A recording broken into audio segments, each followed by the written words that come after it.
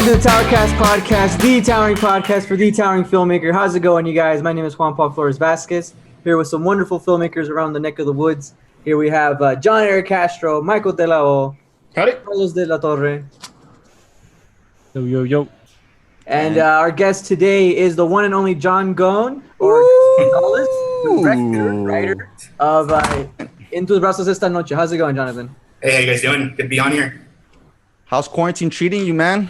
Not too bad. It's give and take. It's taking a little adjusting, but I think I'm getting used to it. You haven't been like me, man. I've been overeating, man, just because I'm inside so much. I have been overeating, but I was doing that before quarantine. So Nice. That's fair. There you go. At least you're honest, man. Yeah, You're honest. Gotta be. Glad to have you on, Jonathan. We've obviously you've been on this podcast before when we did the precognition episode, and that was awesome. So thank you for being on again. We appreciate you. And it's a really cool friendship we have with you, man. Tower's been as long as we've been around.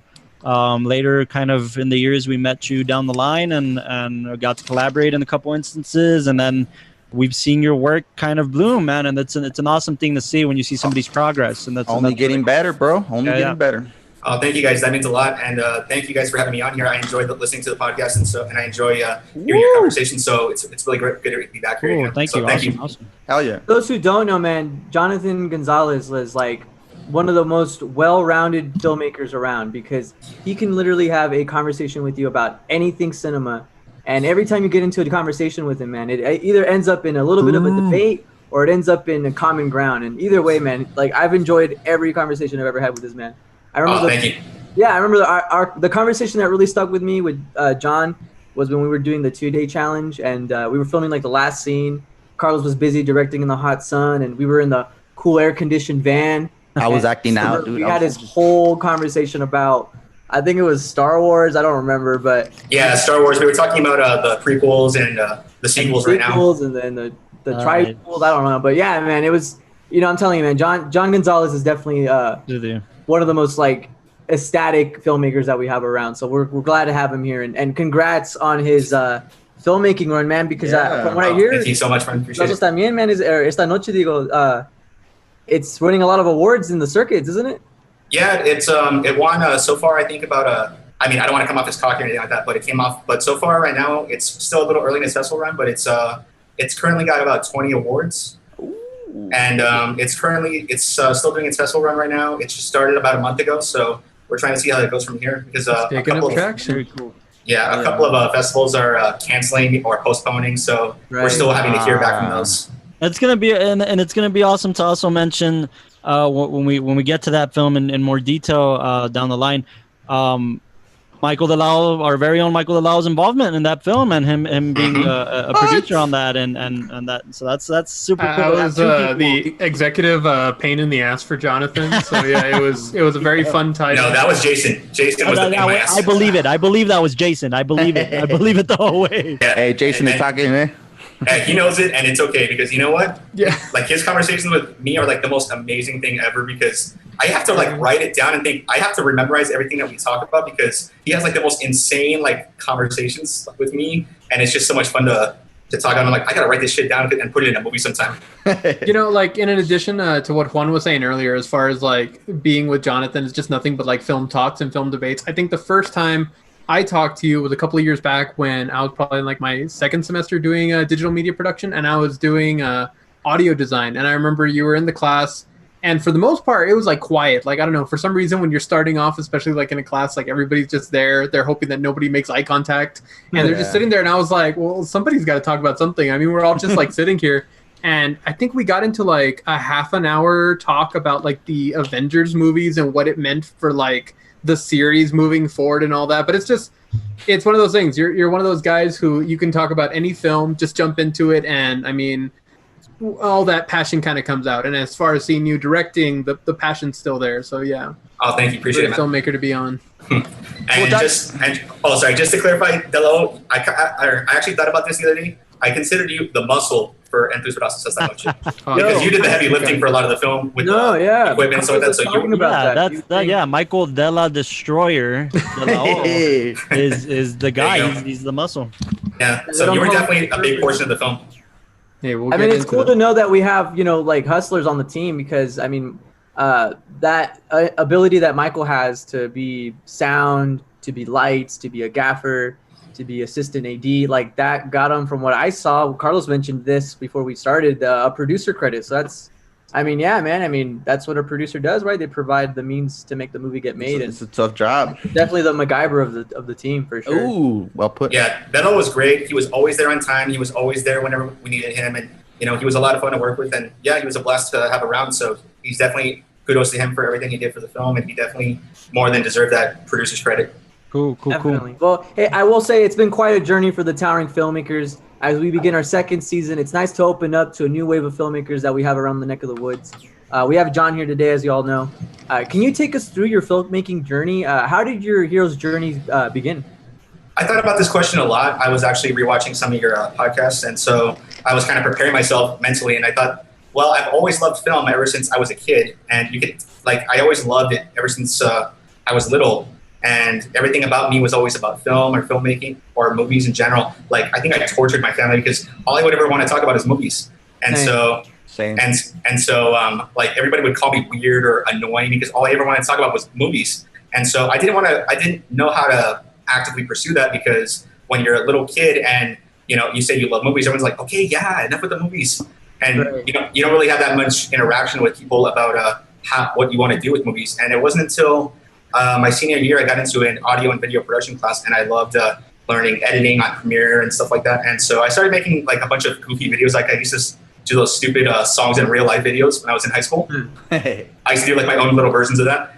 And then it wasn't until I started off my freshman year at UTEP that I knew immediately that I wanted to be a filmmaker, because at first I was a little torn between doing filmmaking and going into law school. Actually, it's weird because I had because I actually I'm a sucker for learning about law, and I loved reading about law when I was in high school, and so that was actually partially what I wanted to do. But I knew that I wanted to do something that I love for the rest of my life, and that's film. So I decided to pursue that. And I saw this film in 2013 that came out called Narco Cultura. I don't know if you guys are familiar with it. It's a documentary that takes place in the Juarez and El Paso and a bunch of different areas. And it's about it's about two perspectives about what is it called? A crime scene investigator from Juarez who is dealing with the drug war, and he's kind of caught in the crossfire and retaliations, and he's terrified for his life because he's lost comrades during the drug war. And then there's another guy that they focus on who's a narco corrido singer, and he glorifies these acts. And so it was showing these two perspectives, and I remember just being so blown away by this film because it highlighted El Juarez when it was at its ugliest, and it somehow managed to capture the beauty and humanity of it at this time. And I remember thinking to myself, you can tell Jonathan loves his hometown. I mean, he's representing the Chihuahuas, and everything. Oh yeah, I worked there also. So. I know you're definitely an Al Pasonian with the biggest heart, honestly, out there for the city. But I will say, man, I think that noticing your track record each time you make a movie, you do circulate. You do. I noticed that each time you have a movie out, it does circulate around the festivals, and you seem to really know what marks to hit to kind of get you there. So I do see that in you, man, and that's great. And one of the things I've always loved about having you around in El Paso as a filmmaker is that you're always interested in people's work, and you always want them to do the best, and you always want to read their scripts and you want to give the most feedback you possibly can, because you love cinema as much as everybody else. And that's something that I honestly love about this city, is that having these kinds of conversations isn't a rarity, because we have us around. With that said, man, can you take us through some of your early films and how that kind of gravitated towards en Tus Brazos Esta Noche? Sure. So bless you. Nice. So I actually part of my journey when I was starting to figure out that I wanted to be a filmmaker. Well, part of that documentary is because I remember what that documentary did for me was it highlighted the beauty for Juarez at its worst time. And I remember thinking, that's what I want to do. I want to capture humanity and the beauty of this world, even though there's a lot of ugliness in it. I want to capture those little lights, those little sparks of humanity that make it worth living in. And I knew that I wanted to do that with film. And then a few years back in 2017, actually, because for a while I didn't have any resources or people to go to. I didn't know who to contact or who to go to. And so for a while I was kind of on my own for a bit, and I didn't know where to go. it wasn't until a friend of mine, Chris Hanna, who's another great director, he invited me to the Plaza Classic local flavor screening for his films. And I took my girlfriend, my dad, and my little sister, and we saw the films. And after it was finished, I remember my girlfriend, me and her were walking back to our car, and I remember asking her, like, hey, so what did you think? And she was like, it was okay. And she was kind of mad at me. And then I asked her, like, why are you mad at me? And then she's like, because you should be up there. And she said, you talk all the time about movies, but you never execute. You never do. All you do is talk about it. You have all these great ideas, and I love hearing them. But stop talking about it and actually do it. Lighting that fire. Okay. I know. It's always being supportive, telling you you're trash and get out there. Yeah, that money. Yeah. Now looking back, I'm just like, I love you, honey. So after that, a couple months later, I made my first short film. It was supposed to be something very simple because I didn't have a budget at the time, and so my friend Chris was like, hey, well, if you want, we'll shoot to this. We'll help you make this, but it's got to be something simple and smart and short. It's your first short film. So at first I thought about doing a horror film, and then I thought about doing something kind of simple. And then I was looking at this documentary called about unsolved cases or a bunch of crazy cases, and they talked about these narco satanicos, I think that's what they called them. And that were on the border by Laredo, I think, that had actually abducted a medical student from UT, and then they killed him as a sacrifice. And so that's actually, I thought, wow, that's crazy. So I combined that story with this weird story in Mexico about a woman who was the leader of a cult that claimed to be vampires. And it was, I know. I remember thinking like the world is scary enough. We don't need, and people say there's not enough creativity in this world. That's Corona before Corona. So yeah, I think there's a line that always stayed with me, which is that the difference between fact or about fiction and film is that fiction has to make sense and reality doesn't. Mm-hmm. And so that's what I wanted to do with my first short film. I did something simple, and it was Necro, which was just a kind of relatively short film. But in order to kind of like boost it up a little, I had the characters be deaf instead, because my girlfriend is actually she's a sign language interpreter for a while. Yeah, and so I liked adding that aspect, and so she had a couple of friends who were deaf or who were interpreters, and so I was able to contact them and ask them if they wanted to be in the film. Yeah, your girlfriend was a sign language translator, and how that related to the film. Oh yeah, so what had happened was, we had I thought about doing something just to kind of make it a little bit more complex or add something to kind of make the story a little bit juicier. Right. So we added the implement or the addition of having the character be a deaf woman, and so I thought that was kind of fascinating because at the time we had a friend that had passed away who was a really good friend of ours. He had died in a motorcycle accident, unfortunately. Wow.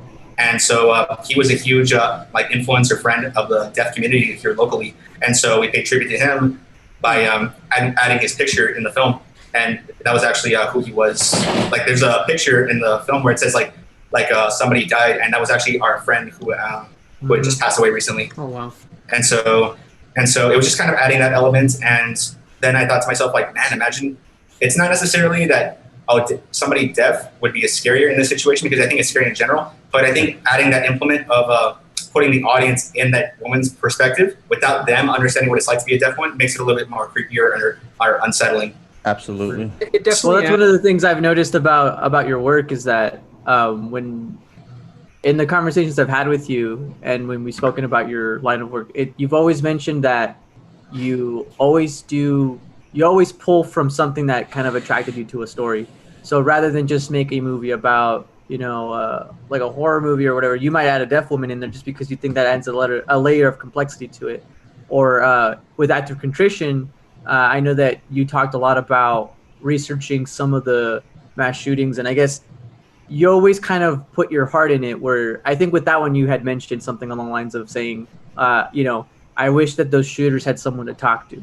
And so you kind of made that movie, Act of Contrition, about, somebody preventing a mass shooting from happening. When you tackle these topics, man, as we go over to Tus Brazos Esta Noche, like, do you feel like it's important to do research on what you're writing about, and how do you see that working towards your favor once it comes time to writing the script?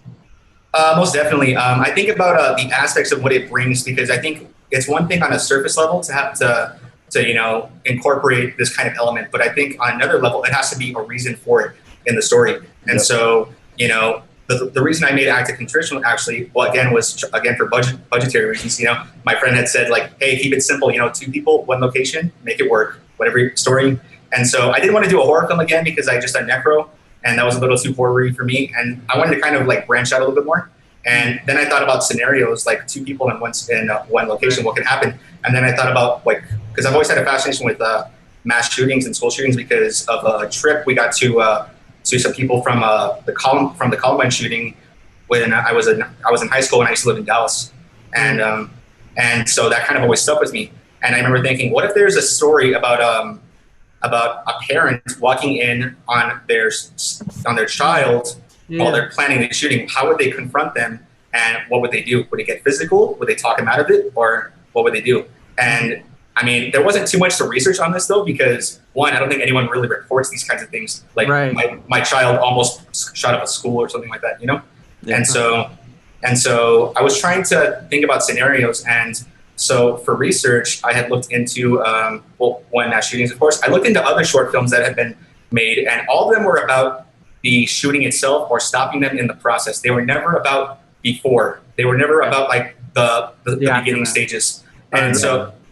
And so I always kind of wondered to myself, whenever you see people like with these manifestos or these things, I always wonder, why are they giving these little hints to people? It's like they don't even want to go through with it to some degree, and they're just leaving this trail of clues, or they're trying to be stupid about it and trying to be like, and have an ego. And I remember thinking, does nobody ever take any of this serious or into account? And so I wanted to show that on film. But what I wanted to do was I wanted to actually have a little bit more depth to it. So I had the stepfather in this case, actually be a veteran and who was dealing with PTSD over, something that happened to him in combat. Because I remember thinking that domestic terrorism is the same as, terrorism in general. And so what I liked about Act of Contrition was that it was showing the parallels between one character who was planning on an act of terrorism within his home state, and then he's hearing this story from his dad about how he killed a little boy who was planning an act of terrorism, and now it's terrifying him because of what's going on and those parallels. I like seeing that, and that was essentially what I wanted to do. I wanted to have stories about complexity, and then I wanted it to be something positive because I wanted to give people a glimpse of, there is hope. We can stop these things, or that these things can be prevented. And there's been like instances where it's been prevented before. And so that's definitely what I wanted to do with that film. I wanted it to be something where it was positive, but it was realistic and it felt plausible. And somebody said, I wonder how many people have had these conversations before. Right. It's definitely a conversation. How was that experience? Sorry, because I also, you worked with different filmmakers from here in town for that. So I know you worked with Chris Hanna, and ZGN and his team, and I mean, obviously we've had Jerry on the show and we've had Damien on the show, and they're both great people to work with. So can you talk a little bit about that? I think that was the first film I ever saw of yours, and it definitely kind of turned me on to you being a filmmaker and you being a filmmaker here in town, and yeah, can you talk a little bit about that, like kind of working with different people you worked with? Yeah, absolutely. So Damien, I had known him previously from Chris's film, My Friend Richard. And so I didn't know too many too many actors in the area that were around that age range that could pull this off. And so he was the first person that I had sent the script to and asked if he wanted to audition. And he went like all out with the character. I think he really enjoyed being able to branch out a little bit more out of his comfort zone. And, he just went all out with this audition. Like I remember he just had like this, cold, like, and insane little tone with his voice. And I remember thinking, oh my God, he's nailing it. At first, I didn't want to cast him because I thought, he's a little too good looking to be a school shooter. And I know it sounds weird, but it's kind of true. But I thought he had like the boyish kind of like romance kind of look. And I remember thinking, I don't know if he can pull this off. But then no, I was like, okay, you can do it. And then initially, I wanted to have somebody who looked a little bit like Damien, had some kind of look to him, actually play his dad. Then I got later into the auditions. I got an email from Jerry, and he just blew me away with his audition because he added so much depth and compassion and so much humanity with his performance. And I remember thinking, I don't care if he's not the same race, we're going to work it in, and I want him in the role. That's so, awesome. I like that. Yeah, because even though I know that a lot of people think that diversity in roles isn't an issue as much as people make it up to be, but in El Paso, there's not that many roles that are written specifically for actors, in different races to actually, act out in different ways. And so with Jerry, I just wanted him in that role because I thought he did fantastic. Yeah. And so I thought, I don't care what color he is. I just want him in the role because he nailed that, that sense of depth and history that I needed for the character. That he had gone through some shit. That's a great director. Was it challenging for you to branch out and meet these people? I mean, I feel like something that you kind of bring up very very softly, but I think a lot of new filmmakers kind of struggle with is like, how did you go from being that person who was saying, okay, I'm interested, I'm thinking about doing films, to then, I mean, Jerry was, auditioning for you and you were connecting with other actors and other people and, feeling at least confident enough as a director and the writer to, go out and start asking for that external help. Because at least I think for myself, starting off, you're worried that people are going to look at you kind of like, oh, you're still getting your feet in. And I mean, you go to friends and all that, but it seems like you're really just going out there with that kind of confidence. I mean, like when did that barrier kind of break for you that you were able to start branching out and meeting people? Well, first of all, I wasn't that confident at first, actually. I had initially, because I wasn't familiar with the people in the area or how to get into the industry, I would ask people or different areas, and I'd ask like, hey, how do I get into this? And then they'd be like, well, do you have any experience? And then they'd say, and I'd say, no, I'm sorry, I don't. They're like, sorry, we only want someone with experience. And so that kind of made me a little like worried about like getting into this. And I remember thinking like, how am I going to get into this if the door's closed? And so, lie and lie more. If you're there. Yeah, but so when I was going to say a line from Ghostbusters, but then I was like, nah. If someone asks you if you're a god, you say yes. Exactly. Yeah. But no. So I tried to. So I kind of let this kind of like ugly feeling for me, where I was worried about what other people were gonna think about me, because they're like, who the hell's gonna want to work with this new guy who doesn't know anything about filmmaking, and he's just going based on his own knowledge of film.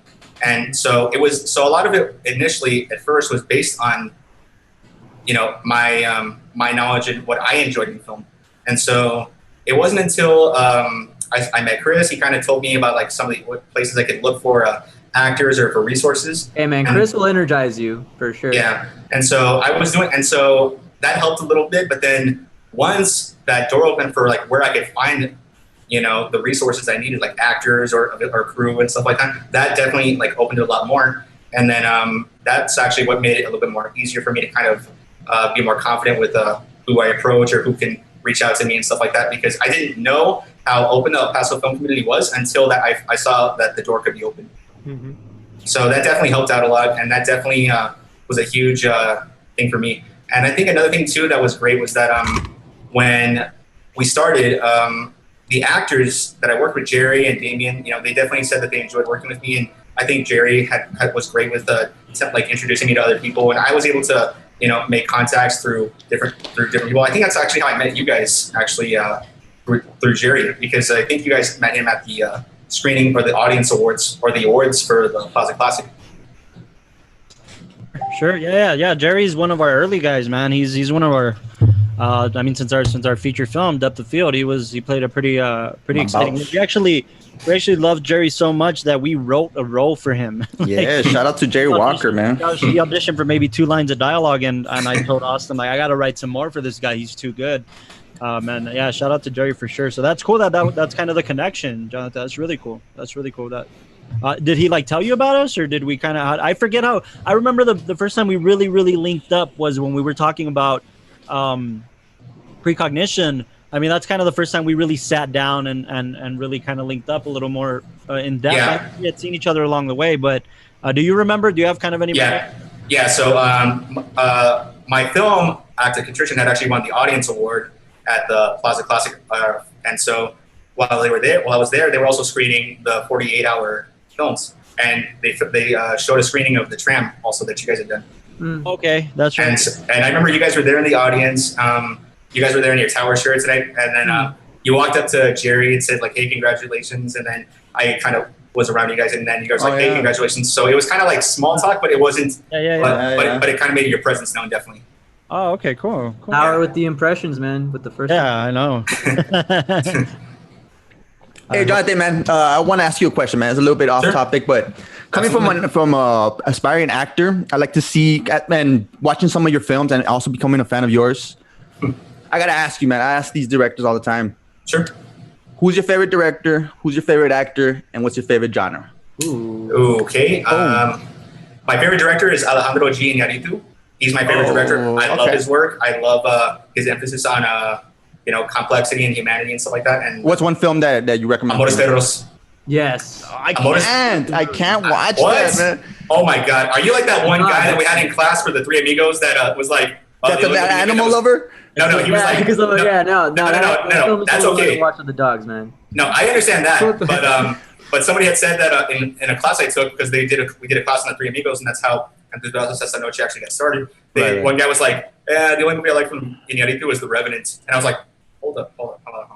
Like that, like took it out, but because we had watched every single film, like their bigger films. So we saw Babel, Beautiful. Birdman? No, we didn't see Birdman, which was weird. What? And, You could have watched Birdman over Babel. I mean, I was like, bring it up with Avant Mir. I actually asked him like, hey, how come we didn't watch Birdman? And then he was like, I thought the people or the class would probably have a hard time following. I was like, who cares? We're here to educate. Wow. he started on having fights with Avant Mir in class. Don't get me started. we're gonna have him as a guest too, dog. We're gonna tell him about that. We are. We're gonna have him as a guest, so that should be fun. Yeah, no, he was great though. But anyways, I think that's, Castro's kind of point of view is just when you have dogs and you love your dogs, you like watch films like that. Oh yeah. Yeah, I don't know. Yeah, trust me, I don't like. I'm not as heartless as you, I totally Jonathan. get it. No, I totally get it because I love dogs too. It's just I know that they're safe. It's just in the movie. Oh yeah, for sure. It's just What is it? It's the Marley and me syndrome, right? That Dude, that one scared me. That's Once right. you have like a dog and you've like formed that attachment and you've gone through anything similar to like that, then you're just like. I had a dog actually, so I'm sad Exactly. all the time. See, I miss my dog Buster. Okay. Me too. Me. Rest in peace. He doesn't like to watch the old Rest in Yeller. peace to all the big doggos. Oh, so, But yeah, man. I'm sorry. But But my favorite actor is also Denzel Washington. Ooh, Denzel with the shout out. Okay.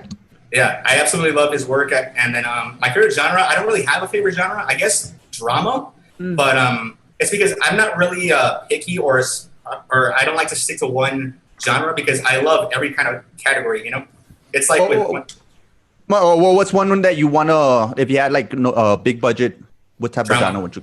Drama, most likely. I'm surprised to see how much your early inspiration from film came from documentary. I feel like a lot of people kind of like underscore documentary, and then later on, once you start seeing more or you're formally introduced to it, then that's when you have that big appreciation for it. But to hear that kind of storytelling and that kind of like emotion that comes only from documentary is what got you into filmmaking. I think that's really interesting. I mean, I can see why you like drama or why you like the themes you tackle in your films, because it's very much tied into how documentary is looking at real life and saying, look at the emotional struggle, look at how people are responding to these very real situations, you know? Yeah, I definitely, I was definitely a huge reason for it because I think, like I said, I love complexity being portrayed in films. I love when there's gray area in films, when there's not, that's why I love Iñárritu's films, because there's never 100% good per character or bad character, you know? They're just showing you the decisions these individuals make and how it ended up affecting them or biting them in the ass. Amores Perros, Babel, 21 Grams, all that good stuff. I love all those films. And that's a trilogy. Yeah, and beautiful. I saw that film in class. Oh my God, I cried so hard. Yeah. And so that's actually one of the things I loved about a documentary was that I remember thinking like, oh my God, this is so insane. Like I remember watching this documentary called Imposter about this guy from this adult, that adult from France who claimed to be this little kid from San Antonio. I was like, this is insane. Yeah. How is this? And then it's because I kind of don't like it when people say there's nothing original anymore. And I'm saying that yes, there is. There's plenty of insane stories out there in reality that anybody could do. It's just a matter of actually incorporating them and people not wanting to see the same thing done over and over. How did that imposter go? He was in Spain. He went to Spain and then he went to They were trying to cover up a murder, right? Because they murdered. That's part of the documentary. Yeah, is that what you Yeah. believe? You think they? No, it was a little. Yeah. They never clarified in the film. They said it was inconclusive, but I mean, you don't know. When they first met, the lady was feeding him like photos Information. and stuff. Yeah. Yeah. You are. And then the kid was missing. Their kid. I don't know. That guy kind of lost all credibility with me when he said that he was calling all these random parents of missing kids and saying that he was the kid. Oh, that's so I was like, true. oh, okay, his ass just invalidated everything he just said. I forgot about that. That's a good documentary, though. Yeah, Yeah, Great documentary. Well, I guess as we're talking about complex stories, let's go ahead and take a look at Tus Brazos Esta Noche. So I'm going to read the synopsis that's on the IMDb page. For the audience. A young maid contemplates her future after having an affair with her rich employer who is struggling to reconnect with his wife after she was sexually assaulted over a year ago. So yeah, this is, as Dela was saying, very very realistic and grounded in the situations that these characters find themselves in. Real quick, John, just give us a little bit of an origin story of how this movie came to be about.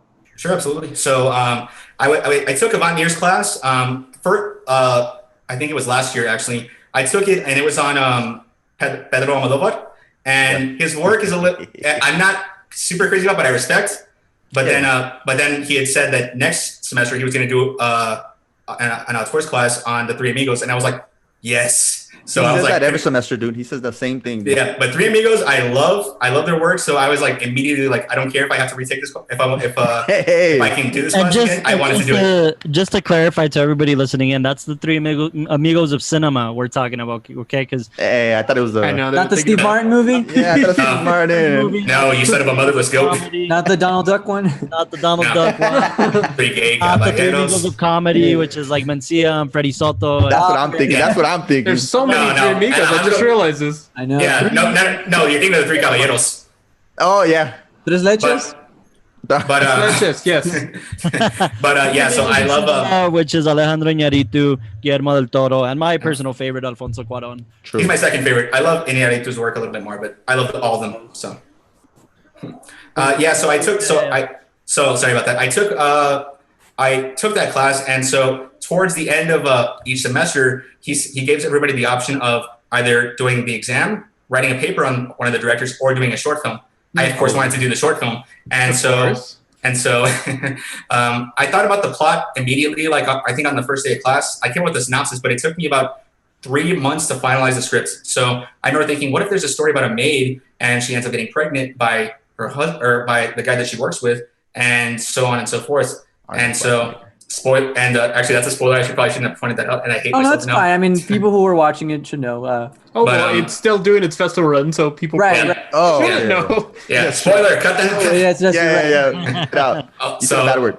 Yeah. So anyway, sorry about that. So I wrote the script, and I remember thinking like, what if there's a story about a maid, and this stuff happens to her? Because I loved Alfonso Cuarón's work with Roma and stuff like that, but I didn't want it to be a knockoff or a ripoff of any of their films. I wanted it to be a tribute based stylistically on their works. Yeah. And my two favorite films from the Three Amigos of all of them were Amores Perros and Y Tu Mamá También.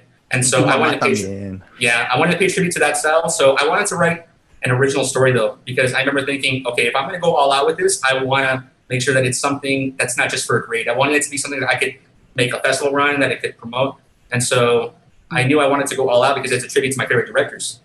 And so I thought about the synopsis on the first day, and then a few months later, I finalized the script, and it took us a while. It took us so long to actually finalize the script and get everything ready that we didn't have time to film it in time for the class. So I ended up taking the exam, which is fine, and we waited until January of this year to start filming.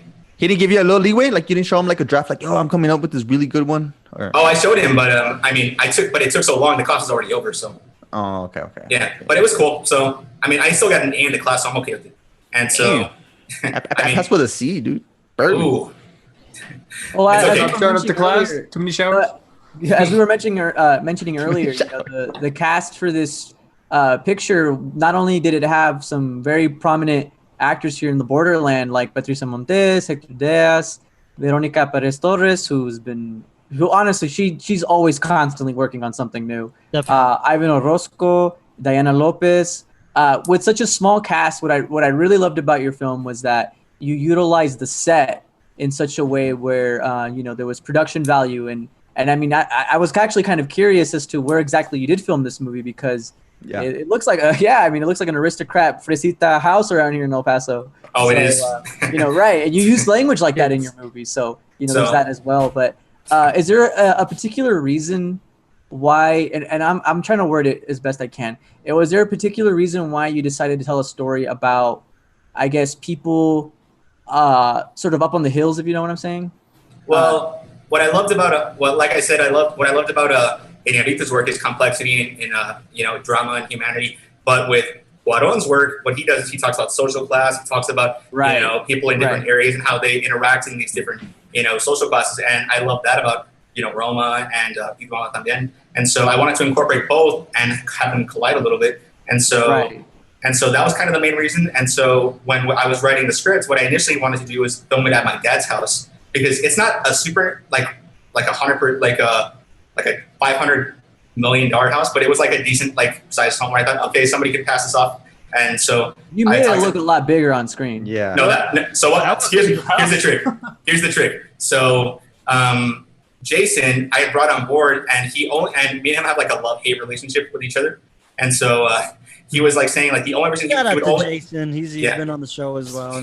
He told me he would only do it if the story was good enough for him to be on it. And so he was like, I don't want a script that has any Mickey Mouse bullshit on it. and so once we finalized the script, and he was like, all right, not bad. I don't hate it yet. So nice. And so he had contacted me about a possibility to work with this with this house, and he's like, hey, we got to check out this house. It's a possibility. I don't want to lock anything up yet, but I'm talking with a friend of mine, and she's got this great house, and it's huge. And I remember thinking, okay. So at first I didn't think it was going to be anything super huge, but oh my god, yeah. Oh my goodness, yeah. It was such a surprise that day because I mean we're all expecting we're gonna walk in, it's gonna be Jonathan's dad's house, and it's gonna be kind of rinky dink and all that. But man, no, you're driving down the street and you're looking for the what is it called? The address of the place, and then you turn and it's just a mansion. And then I remember going to Jason and being like, this can't be the place. And he's like, yeah, that's just their garage. And I'm like, oh my god! And it was just it got bigger when you went in the front. It has 2 gates. When we first saw it, I thought it was it looked like a motel or a hotel actually in this neighborhood. And so it was awesome. I mean, shout out to Ruby who was generous enough and friendly enough to actually allow us to film there. She was a wonderful. Oh my goodness, yes. She was a wonderful person, and we were so eternally grateful to her and her family for welcoming us into their home and allowing us to film. And so she was awesome, and she was also the one who actually wrote the lyrics for the song because she actually plays in a band, and she wrote the lyrics for the main theme of the song. And so so she did a fantastic job with allowing us and being generous enough to let us film in her house. But the house was so huge that it had 5 bathrooms in it. Oh wow! What? Why do you need 5 bathrooms for, man? Why don't you need 5 bathrooms? Is the real question. One for the dog, the daughter, the kid. One for outside of the pool. Exactly. You're still missing one. Hey, that's 4. Here it is. One for the master bedroom, 2 for upstairs, 2 for downstairs, and then 1 outside for the pool. I mean, damn. Okay, that makes sense. That makes sense. Yeah, so you don't have to run, And so, just a quick thing to add on. I mean, for anybody who's listening and listening to this to kind of learn about filmmaking and all that, you don't get these kind of locations unless you're 1 making connections, but 2 making sure that you're professional and taking care of your locations. I mean, there's a lot of people who might have gotten this opportunity to film at that location, and with us, it's a matter of we came in there. I remember setting up tarps to put all of our equipment on, making sure that we're picking up the trash afterwards, making sure that we're clearing everything, making sure that we have a spot that's dedicated for actors to go in, that they're not going to disrupt anything, having everything set up. I mean, that's how you get people to let you come back. Yes. We were super worried about treating the place carefully and respectfully. That's the Tower way. Yeah, I mean, man. Reputation goes a long way. For those who are able to see the film and impressed with the location, like you were saying, Quan, and all that, I mean, just keep in mind that you want to show other people that you know how to take care of their place and their stuff, so that way you can go back and keep filming and keep doing what we're doing. Yeah. But the end result was really incredible just being there. But Jonathan, if you want to continue. Well, I mean, since we have you already, man, I mean, would you be down to kind of give us a rundown of what it was like to work on this movie? Spill the beans, man. Spill the beans. And that's not a Mexican joke, okay? Wow. We our director Albert was truly an amazing guy. Some call him Jonathan. But it was really interesting working on there. I mean, for one, I was kind of doing the grip work and the AC work, so I kind of helped out Jason as far as worrying about the behind the scenes, and that's just giving kind of the leeway so that way Jonathan could really focus on the actors. I mean, for films like this, good looking. You really want to make sure that the emotional weight's there, the understanding's there. I mean, before we can even talk about production, there was a ton of table readings, a ton of pre-production going in, and that's I mentioned on the Jason episode. A lot of us reading scripts, and I mean, Jonathan, one thing that was great to work with you was you really let everybody kind of help contribute, everybody kind of help talk. There was a lot of communication where it wasn't you wrote the story and then we just kind of show up and you're going to tell us what to do. It was like, okay, let's make sure that we're all really passionate about this project. So I mean, once we really solidified the story and we really solidified the location, then it's kind of everybody divides up into their parts. So we have Cooper, of course. For those watching on YouTube, that's the tower mascot. And for those not watching on YouTube. Hey, they could be watching on YouTube. I don't know. Basically, you never know. We're looking at Carlos's cat. No, but we went in there and then we all kind of divided into our parts. I mean, I was helping out Diego, the DP, and Jason basically. Too, by the way, I thought the visuals for this film were exceptional, and I think the DP, I think he really deserves the credit on this front.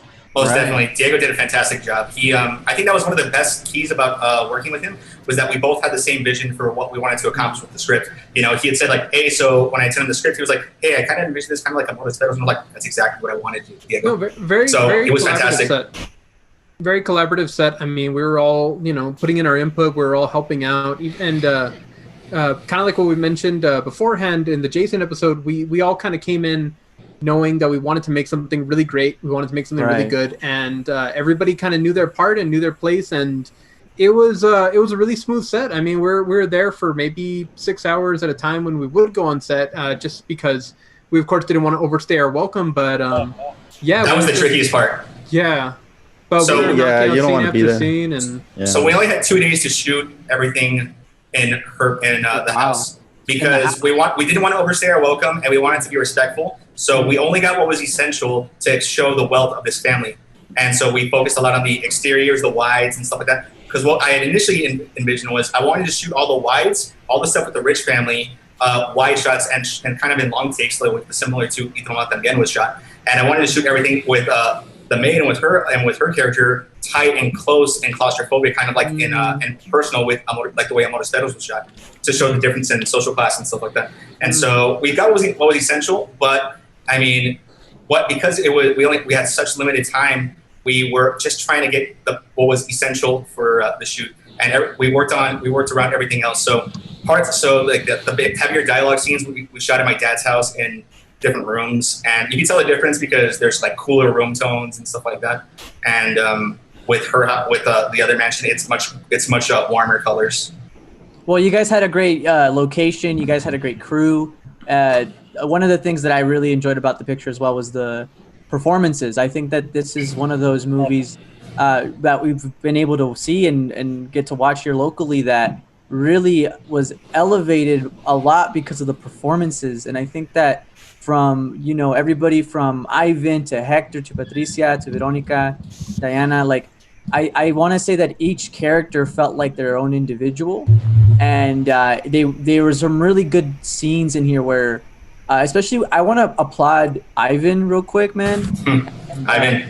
Yeah, Ivan and Veronica, because I think that whenever they were on screen, Veronica, what's interesting is if you really rewatch the movie one more time, I suppose you can see this unsaid spoken thing about sexual assault within the movies. There's two characters actually that have to deal with it. Of course, that would be Patricia Montes, who plays Sara, right? Saria, yeah. Saria, and she's the maid, and of course, Saria's character has an altercation with Andres, who's the father. And when you get to Veronica, I mean, she has a little bit of a flashback. And what sort of what were you trying to say with those two little threads in your film? Because the film does tackle that stuff. Well, initially, what I wanted to do was I wanted to make it seem like Saida was being assaulted, but what I wanted to do was actually twist it up a little just to make the character a little bit more engaging or different and dynamic. And so when you see the opening and she says I don't think we should be doing this, and she says stop. I wanted to show that even though Andres maybe like the character of Andres played by Hector is a bit of an asshole in some way, but he has his limits too, and it stops immediately when she says stop. But what I wanted to do was twist that up and have her say like, why'd you stop? And so I thought that was a fascinating take. But with Vero's character, Maribel, I wanted it to be about how it could impact a relationship, because I did some research on sexual assault victims and marriages and how it impacted them, and a lot of them most of the time end up in divorce. Right. And so that was actually one area I wanted to implement, because I wanted it to be a story where the ground was already shaky to begin with, and this was just like the event that kind of like elevated it much worse, Right. And so I wanted it to be a story that had layers of depth and stuff like that. And so I wanted it to be a story where people, the more they watched it, the more they noticed little details with it. True. And actually, and talking about the film right now, I just remembered that Maribel's character did have a past that she, is kind of still dealing with, and it's interesting to watch. One of the things I did want to ask, man, is what was it like to direct all of these actors? If you could, have them a list in the back of your head of all your characters and such. How did you tackle that, man? One particular moment from each actor that you really that really stuck with you?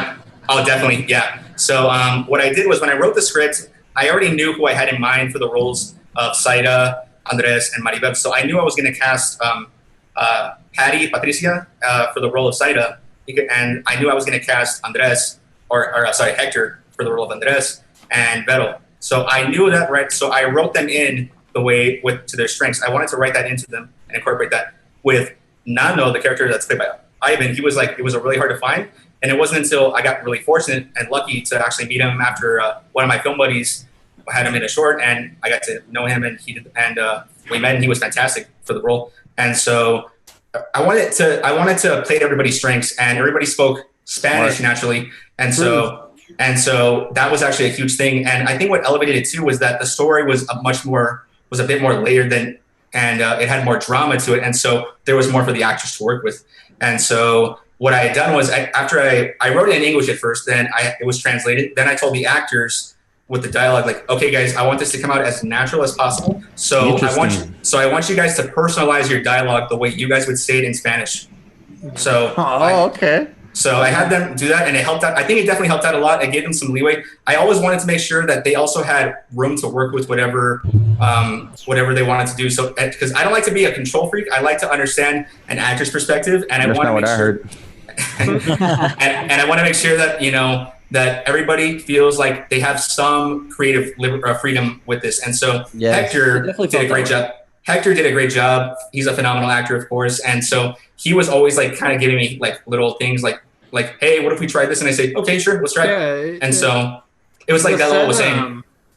The set there, it's extremely one thing I enjoy about working with Jonathan, at least on that film, was it's very collaborative. You can definitely tell that, at least for the actors coming in, Jonathan wanted to make sure that they understood the background of the character, where they were coming from, what kind of emotional tension lies in that scene. Because as you can, if you get a chance to watch the film, there's a lot of very subtle emotional parts that just come from facial expressions, that come from little micro actions, or the way that you want to kind of encapsulate the scene. But Jonathan really wanted to say, well, give them the ability, the actors, like, well, I can tell you this person's supposed to be sad, but what does that make you feel? Like, where do you want to take it and all that? Mm-hmm. Yeah, so the moments that I loved the most from each actor were Patty. I loved this one bit that she did, and I think it's fantastic. Every time I look back on it, it's one of my favorite bits to see when I look back on the film. It's this one part when she has this little conversation with Andres, and he says like, como si nada hubiese pasado, like as if nothing happened. And then she was like, and then she has like this facial expression. She's like nothing happened. And she kind of turns away. And I thought that is perfect right there. That was fantastic.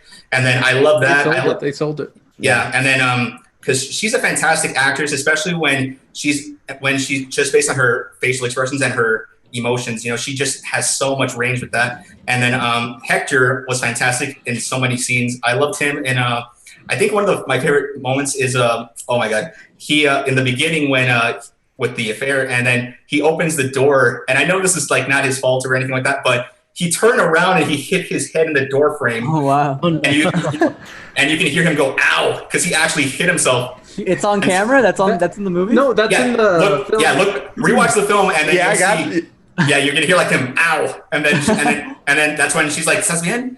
And so what had happened was we had a shot and he hit himself, and then Patty had immediately was like "Estás bien?" like she said it loud, and then he was like he tried staying in character, and then we yelled cut because it kind of broke. But then, but I love the way it looked on the scene, and because I love the spontaneity and the clumsiness that it added. And so we did a reshoot, and I was like, guys, let's work it into the script and just have that in there. And beautiful. That was fantastic. Like props to Hector and like poor guy. I mean, I know. Kudos to him. The scene required that basically he's in the middle of I don't know how the best way to describe it. He's in the middle of a sex act, and then from being in that said act, he's trying to open the door and let Patty out real quick.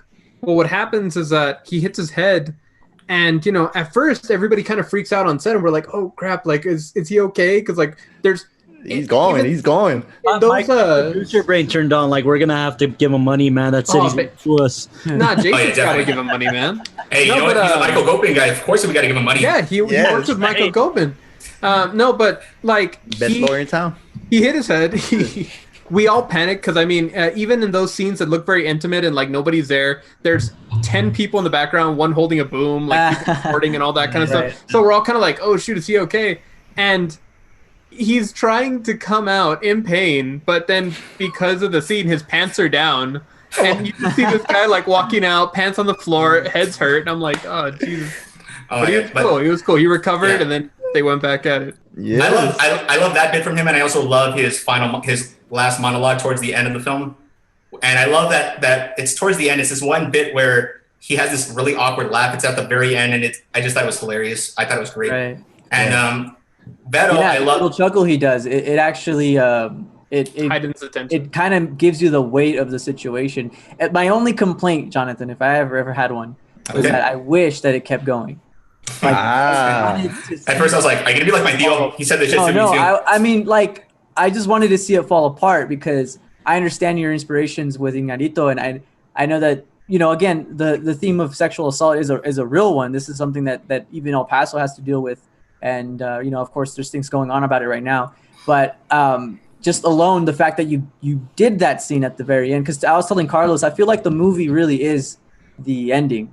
I feel like the movie really is for me that ending, not your intention, but from a fan's perspective, so to speak, right? Viewer's perspective, is that I almost felt like this movie was designed to get you ready for that reaction where you find out the consequences of what's going on, and you're left with the unknown of what will happen to all these characters and the choices that they've made and how they will affect them in the future. But I think that the tone of the ending really kind of solidifies what you were going for, and it was effective, man. It really worked. I think it made us all look at the room a little differently, because if you really do rewatch it, I can totally see how you might look at that room a little differently now that you know more about Maribel, now that you know more about Seara and Andres and Nano. Like, once that scene kind of settles down, it's like they're in it for the long haul, but we'll never get to see it. Definitely. Yeah, that's one thing I always love about films, is when there's like a certain level of uncertainty. Not all the questions are answered, because in life, not everybody's questions is answered. And life. And I think it was a great spot to end it, for sure. Yeah, because with film, we like to make it seem like there's finality to life in itself whenever a movie ends. But I like the idea that Cuarón had implemented with Children of Men, which was like the end is most likely just the beginning of the story. True. I like that notion. Yeah, so we had a couple of different ideas for the ending. I think there was one where we had an extra reaction shot of Beto's character, but then we kind of thought it even though Beto, I totally understand why he was for it, because it was totally something that we were kind of iffy about, but we kind of felt like it kind of clarified any questions that the audience would have for themselves. And I think that was one of the most crucial things that the film needed to have. It needed to keep those questions, intact. And So- yeah, I mean, congratulations on the film, Jonathan. I think it's man. important to say Oh, that. thank you, man. Like I said, we've seen your growth as a filmmaker, and I think I've known you since your first or second film. So it's interesting to see the growth, and it's interesting to see you kind of start jumping those steps and Definitely, man. tell better Thank you, guys. stories, Appreciate it. tell more complete stories, and something that you're very truly passionate about, and obviously influenced by some of your favorite filmmakers. So it's awesome to see that, man. So definitely congratulations on Thank you guys so much. That means a lot. Thank you. Keep that fire going, though, man. Don't stop. Oh, I'm not. Trust me, I have like 8 other scripts right now. Man. A quick anecdote. Just how much Jonathan is willing to go out there in the face of danger in film. The second El Paso said, don't stay inside. Outside. It's dangerous.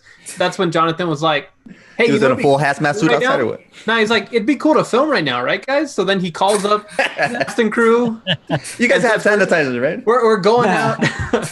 That's the last scene that we filmed, and it was right when like this whole virus and everything hit was the assault scene where she's outside and all that kind of stuff, and that was The very last thing we shot. Yeah, but it was the last thing I think anybody would shoot. So because- I think that what you're saying is Jonathan has the last remaining footage of physical contact ever. Like The new one, that is man. the Oh, last no. time anyone has ever done.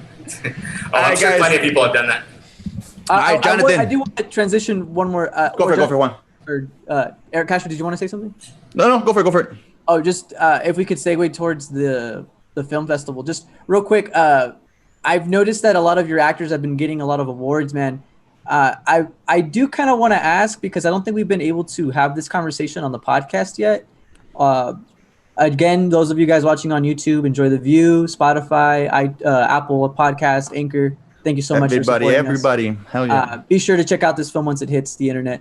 Definitely. I will say, Jonathan, what do you think? What has it been like to have been a filmmaker within the festival circuit right now, with your actors, with your film during quarantine? Do you think that's changed a little bit? How does that work when you get nominated or when you win an award, so to speak? How does that work now?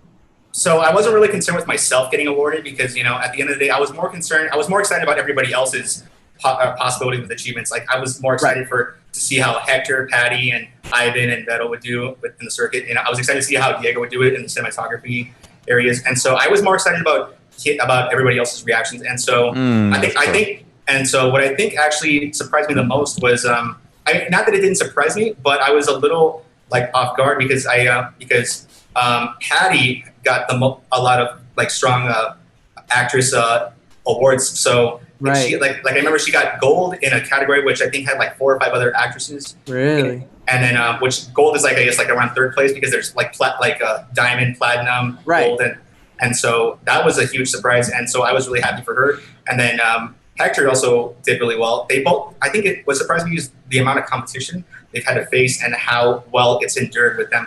Like I think Patty's performance for me reminds me a little bit of Yaritza Apolicio's performance in Roma, where it's kind of because for a while she didn't really have that many roles locally, and so she had only done a couple of like background roles or like music video roles. And so when I had met her, she had told me that she was an actress, and so she wanted more opportunities, but nobody gave her a chance. So I said, you know what, I'll write you a character sometime, and you can star in it. So that's what ended up happening with this film, and she did a fantastic job. She did phenomenal. She grew so much, and Hector is of course phenomenal. He did a wonderful job. Ivan did a fantastic job. He knocked it out of the park with his performance, his spontaneity, and his attitude. I think he did a fantastic job. He's very youthful, great person to work with. And Beto, of course, did wonderful as well. She did well with the emotional weight and the heavier scenes. Yeah. Well, so I'm really happy with everyone. Well, what I was trying to say too is, what surprised you the most about the process film festivals go through now because of quarantine? Has that like changed your perspectives a little bit, or made you notice things that you didn't previously before? There's a little bit of tricky areas because I kind of wish that we hadn't filmed it, we had finished this earlier, or at least in the next year or so, because a lot of festivals are being delayed right now or postponed, and I completely understand why. I totally understand, and kudos to the festivals, whatever decisions they make for whatever choices or reasons. And that's actually one of the trickier areas because a lot of festivals right now are being postponed or canceled or they're going digital. So, and a lot of them can't really afford to be digital. So a lot of them are either being postponed or canceled till next year. And so there's a lot of waiting around. And so we're just kind of like holding our breath for a lot of these festivals and just hoping for the best. But at the same time, we're understanding of the circumstances. So we're not going to get upset over something that it's out of our control, Right. I think in addition, it's also really hard just because there's so many people that we, like with Jonathan, we're doing these films because we enjoy making films and we want to share these pieces of art that we've put so much time and energy into. But you just know that right now it's kind of like taking the blows or taking the punches and just kind of understanding that right now we can't have that formal getting together, celebrating the film as it is, but knowing that at least it's out there and at least people are able to, see it and appreciate it. Have you guys heard that it's going to go all the way to like 2021 or something like? I don't doubt it at this point. No. No, I'm not hoping, but I don't doubt it at this point. Because of the way people behave, and I'm hoping, I'm hoping for the best, of course, but at the same time, I'm not surprised because, you think that, people are going to get the message or that people are going to cooperate, but you never, that people are going to resist. I'm just hoping for the vaccine, right? Once we get the vaccine. Well, there is one now that's in circulation in the UK. Yeah, it's in. Come on, Trump. What is it? That fluoride? The chlorified Trump? There's one being tested right now. There's one that's passed its first section of testing. And that's okay. So but that has like 2 other stages before they can ever release it to the public. So when we get a vaccine or a Tower brand mask, we'll be back out. Exactly, awesome. Man. All right, Jonathan. Working on masks, by the way. but at the same time, I am happy though because we were able to finish the film. Because I think we finished editing it 2 months into quarantine, and so I'm so happy with the way it got done. It took a long time to finalize, and not everybody gets the opportunity, just to finish a film. And it's a good deal, Juan, Jonathan. I could tell you on my end because we're currently waiting. Like we have so many projects in development that we're ahead of the mark because we finished all the stuff for last quarter that we wanted to finish. But this podcast and the Watchtower was one of the big things we really wanted to start up and we were able to do.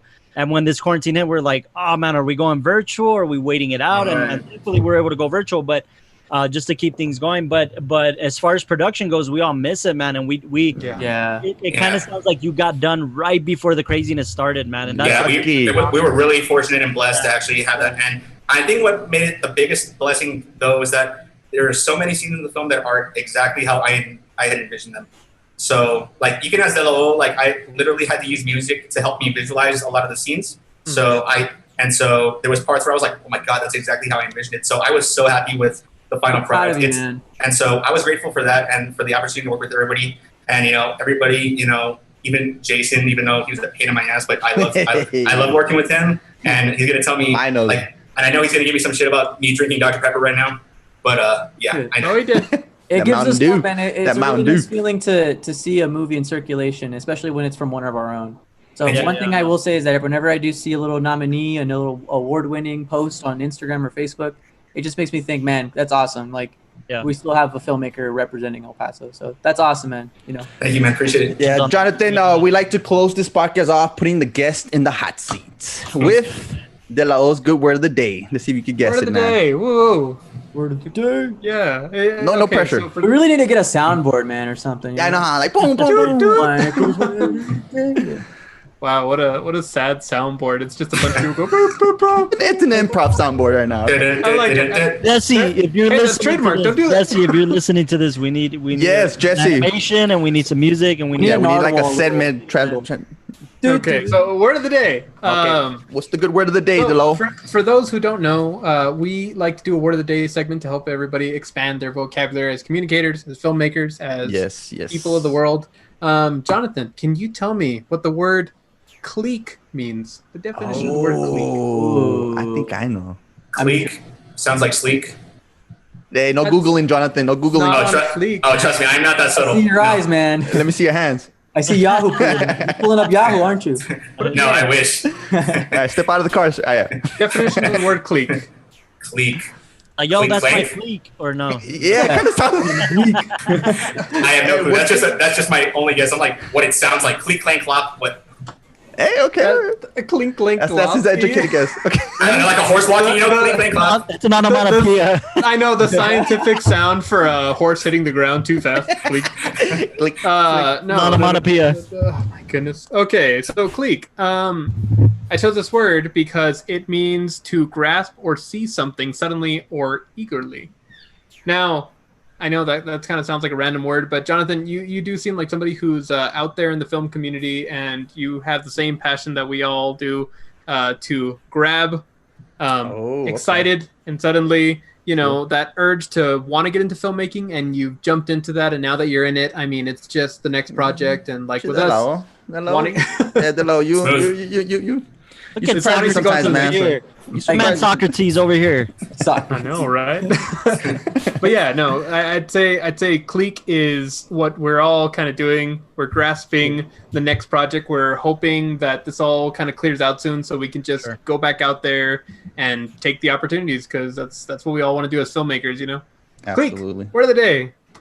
That was beautiful. I love it. Awesome having you on the show, Jonathan. Thank you for being a friend of Towers, man, and always Thank you guys. Thank you for having me. in the 2-day for the 2-day challenge. He's listed as a second AD because he was just kind of helping out in the background and messing around and helping us out, and he became an extra too. Where it's like, hey, we need an extra, and then he jumped in and played that role as well. So thank you for helping us out, man, and always Absolutely, being guys. Thank you. Of this group, so to speak. Mr. Absolutely. Ford, do you have anything else for us? Jonathan, any shout outs? Yes, absolutely. So shout out to my cast and crew from Tus Brazos Este Noche. Thank you guys for everything you guys did. I'm so proud of you guys, and I'm so happy with the film. And congratulations to you guys. You guys did wonderful. You guys deserve all the credit in the world for everything you guys accomplished, because I couldn't have done this without you guys, of course. Shout out to my film club at UTEP. You still keep that going, dude. Hell yeah. Yeah, so we're still doing that. Thank you. Appreciate it. Shout out to my girlfriend. Happy birthday, honey. Love you. Nice. Alrighty. So I guarantee she's not going to watch this, but I'm going to point it out at some point. Like, hey, see, I did this. Yeah, happy birthday. You definitely mentioned her a lot, man, today. So that's cool that she's your enforcer. Oh yeah, no, she's actually my inspiration for a lot of my films too, and my dialogue. Right. So. Yeah, I'm looking for something like that too, dude. There you go. You gotta look under the rocks, man. You know, I keep looking, man. All I find is dirt.